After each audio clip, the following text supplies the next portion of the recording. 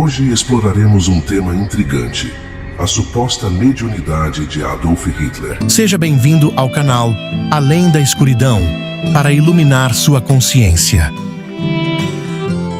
Baseado em um texto fascinante escrito por Hermínio de Miranda, publicado na revista Reformador, mergulharemos em aspectos controversos e esotéricos do nazismo. A história de Adolf Hitler, sob uma perspectiva espiritual, começa na sua juventude em Viena. Um jovem de cerca de 20 anos, deprimido e aparentemente fracassado, vagava pelo Museu Hofburg. Naquele dia frio de outono, Hitler se deparou com a lança de Longinus, um objeto que mudaria o rumo de sua vida. Fascinado pela lenda de que quem possuísse a lança teria o destino do mundo em suas mãos, Hitler mergulhou em uma jornada obscura. Nos anos seguintes, Hitler dedicou-se a pesquisar tudo relacionado à lança e aos mistérios ocultos. Sua busca o levou a núcleos do saber oculto, onde ele estudou história antiga, religiões orientais, yoga, ocultismo, hipnotismo e astrologia. Esta imersão no mundo esotérico moldou sua visão de mundo e suas ambições futuras. Hitler não se limitou à teoria, ele passou à prática, convencido de sua missão transcendental. Um dos primeiros sinais documentados da suposta mediunidade de Hitler ocorreu quando ele tinha apenas 15 anos. Seu amigo August Kubizek descreveu uma cena dramática em que Hitler, aparentemente incorporado por alguma entidade desencarnada, falou com uma força primitiva sobre seu próprio futuro e o de seu povo. Este episódio marcou o início do que seria descrito como a missão mediúnica de Hitler.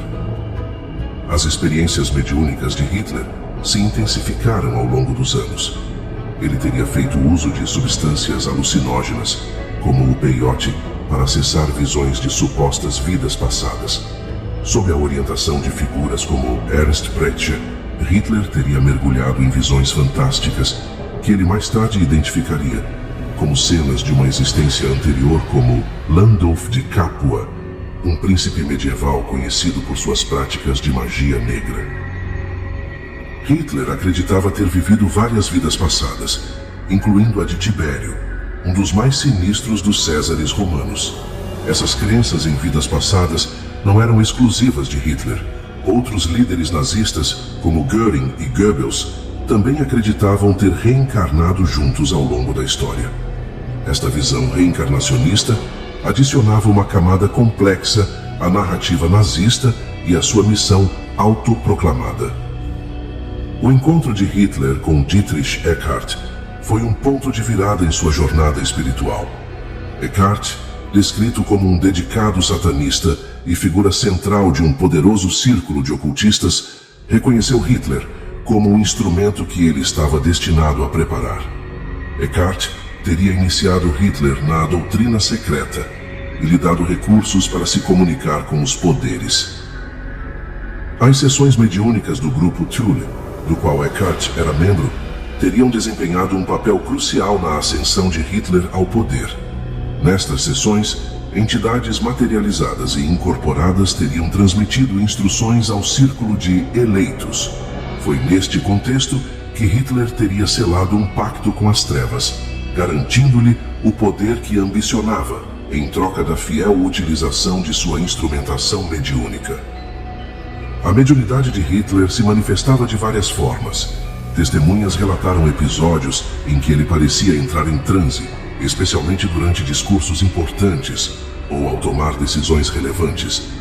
Seus companheiros notavam mudanças drásticas em seu modo de falar e uma aparente força magnética em suas palavras durante estes estados alterados de consciência. Hitler estava ciente de sua condição como instrumento de poderes invisíveis. Em uma entrevista à imprensa, ele chegou a dizer: "Movimento-me como um sonâmbulo, tal como me ordena a providência." Esta declaração sugere uma aceitação consciente de seu papel como médium de forças espirituais, ainda que de natureza trevosa. A ascensão de Hitler ao poder foi marcada por acontecimentos que, sob uma perspectiva espiritual, pareciam orquestrados por forças invisíveis. encontros acidentais com pessoas-chave, revelações oportunas e coincidências estranhas pavimentaram seu caminho ao poder. Tudo parecia se encaixar perfeitamente para que Hitler cumprisse a missão para a qual acreditava ter sido designado. Aos 33 anos de idade, em 1921, após se recuperar de uma cegueira temporária, Hitler assumiu a liderança incontestável do Partido Nacional Socialista. Este evento foi visto por alguns como o cumprimento de uma profecia anunciada nas sessões mediúnicas do Grupo Thule, que previa que o anticristo se manifestaria depois que seu instrumento passasse por uma ligeira crise de cegueira. O regime nazista, sob a liderança de Hitler, foi marcado por um profundo interesse em práticas esotéricas e ocultistas. Muitos dos altos escalões do partido eram adeptos de diversas formas de ocultismo e participavam regularmente de rituais e sessões mediúnicas. Estas práticas eram vistas como ferramentas para acessar poderes superiores e guiar o destino da Alemanha e do mundo. Hitler e seus seguidores acreditavam estar cumprindo uma missão cósmica, parte de uma luta maior entre forças do bem e do mal. Eles viam a si mesmos como instrumentos de uma vontade superior, destinados a moldar o curso da história humana. Esta crença em um destino manifesto, alimentada por experiências mediúnicas e revelações espirituais, forneceu a justificativa ideológica para muitas das ações do regime nazista. A lança de Longinos continuou a desempenhar um papel central na mitologia pessoal de Hitler e na ideologia nazista. Quando as tropas alemãs invadiram a Áustria em 1938, uma das primeiras ações de Hitler foi tomar posse da lança no Museu Hofburg. Ele acreditava que, ao possuir este talismã de poder, estaria assegurando o destino do mundo em suas mãos.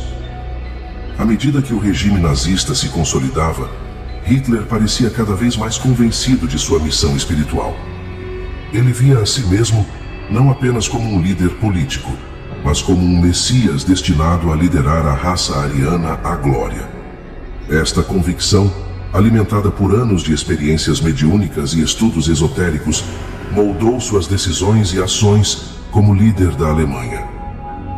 O círculo íntimo de Hitler era composto por indivíduos que compartilhavam seu interesse pelo oculto e pela espiritualidade. Figuras como Heinrich Himmler, Rudolf Hess e outros altos oficiais nazistas eram conhecidos por seu envolvimento em práticas esotéricas. Este ambiente de misticismo e ocultismo no alto escalão do Partido Nazista influenciou significativamente a ideologia e as políticas do Terceiro Reich. A crença de Hitler em seu papel como instrumento de forças superiores o levou a tomar decisões cada vez mais audaciosas e destrutivas. Ele via a guerra não apenas como um conflito político ou territorial, mas como uma batalha cósmica entre forças espirituais. Esta visão contribuiu para a escalada da violência e para a determinação implacável com que Hitler perseguiu seus objetivos. À medida que a guerra avançava e a situação da Alemanha se deteriorava, Hitler parecia cada vez mais desconectado da realidade. Alguns atribuíam isso a um aprofundamento de seu estado mediúnico, como se ele estivesse cada vez mais sob o controle das entidades que o guiavam. Suas decisões militares muitas vezes pareciam irracionais, como se ditadas por uma lógica além da compreensão humana comum. O fim do regime nazista e a queda de Hitler foram marcados por eventos que, sob uma perspectiva espiritual, pareciam simbólicos. A perda da lança de Longinos para as forças aliadas coincidiu com o colapso final do Terceiro Reich. O suicídio de Hitler, no mesmo dia em que a lança foi capturada, foi visto por alguns como o fim de um ciclo espiritual sombrio. A história de Hitler, vista sob esta perspectiva espiritual, levanta questões profundas sobre a natureza da mediunidade, o uso e abuso de poderes espirituais e a influência de forças invisíveis nos eventos mundiais. Ela serve como um alerta sobre os perigos do uso indevido de conhecimentos esotéricos e da manipulação de energias espirituais para fins egoístas e destrutivos. Geraldo Lemos Neto, em suas conversas com o renomado médium Chico Xavier, nos traz um relato fascinante sobre o destino espiritual de figuras históricas controversas.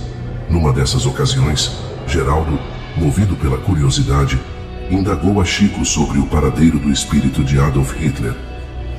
A resposta de Chico Xavier foi surpreendente.